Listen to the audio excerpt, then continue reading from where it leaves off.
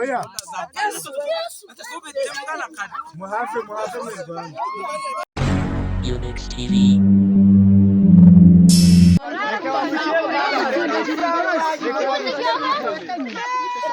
Aha turi biravugwa ko umugore uhetse umwana w'igikara yibye imyumbati ayikuye mu murima. Baravuga ko ikimenyetso ari umupira w'umwana we basanzemo. Nk'uko mugiye kubikurikirana twereka turebe ese koko nibyo. Unyeretse gutya babwira ngo nibyo imyumbati. Nase umupira w'umwana wawe bawutoye gutya mu nzira harahari. Ako se mwabantu usibye Imana yo mu ijuru n'izina ry'Imana. Sinigeze nkora imyumbati y'umuntu. Ya murengera wa mugana. Wisakuza bakurengera ariko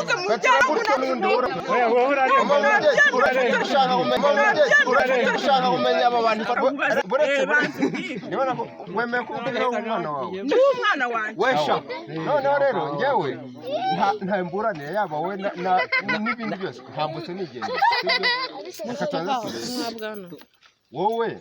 uwo mupira wawe gutaka ryari Wanakigeze ko imyenda y'umwana ngiba mu rugo na hehe no kwirembo none umupira wawe watakaye mu myaka y'abana none se enda ni n'umuyaga wawe ujyanye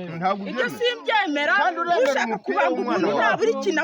amukuraho umva kandi icyo nzi cyo mwakora cyose njye mbivugiye niyo nanafungwa sinshobora kubyemera ko nabikoze n'uwanjye ariko sinshobora ahubwo aho bateye urakeka ko waba wagejejwe nande mu murimo w'amata ibyo mwakora byose ushobora kubyemera ko nagiye abantu bahinga hari iwabo kandi murabona umwana ungana gutya kugira ngo umuntu amuheke ajye kuranduza umuntu asize umugabo mu nzu ko waheka umwana ungana ntabwo cyoroshye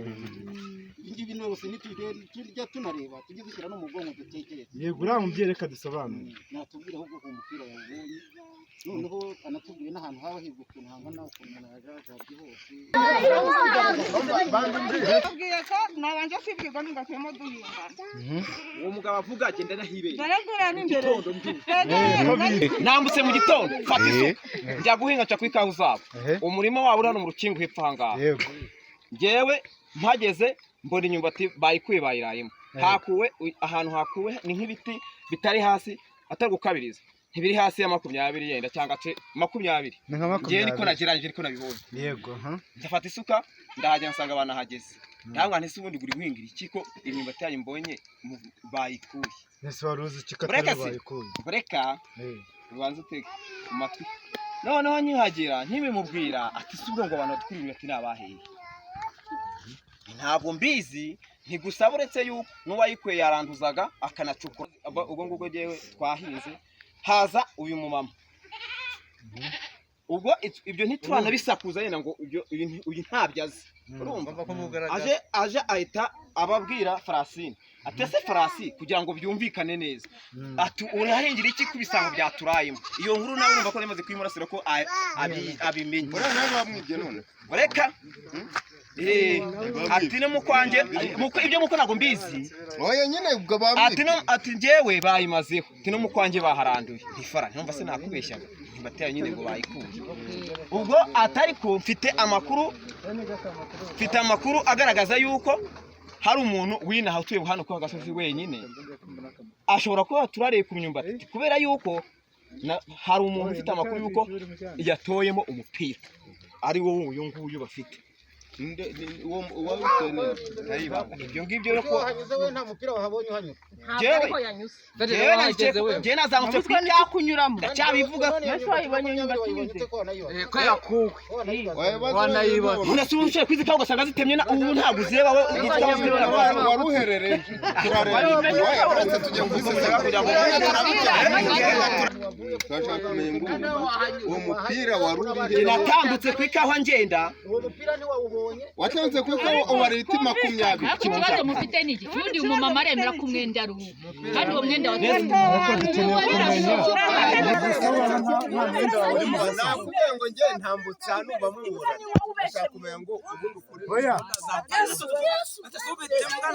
muhafe mu Rwanda.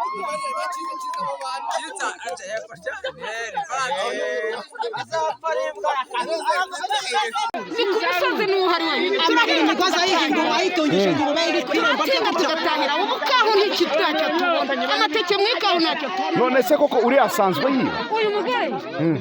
ariba dore n'umuyobozi wabo ari n'abamufata barabizi. umuyobozi wabo ninde ni porotasi ninde uriya ufite agasura